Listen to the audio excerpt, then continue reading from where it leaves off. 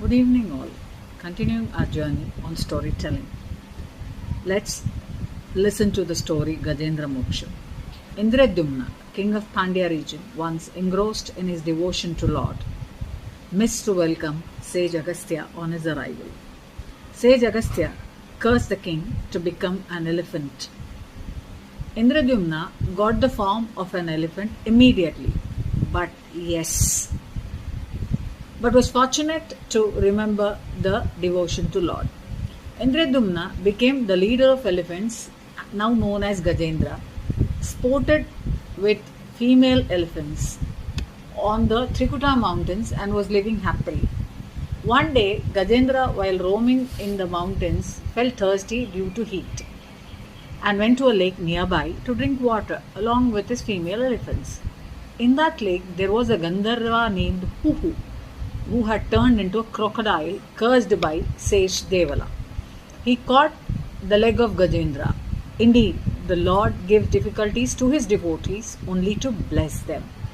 Gajendra fought with all his might for more than thousands of years, but still the crocodile did not leave him. The time came, Gajendra became tired. He started singing hymns in praise of Paratman or Brahman, which he had learnt in his past life.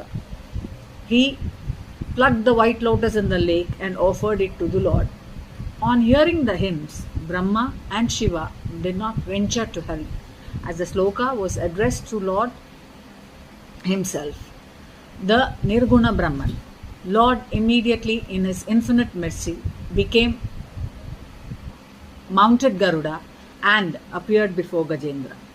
Lord held Gajendra with his lotus hands and blessed him released him from the clutches of the crocodile by severing it with his discus.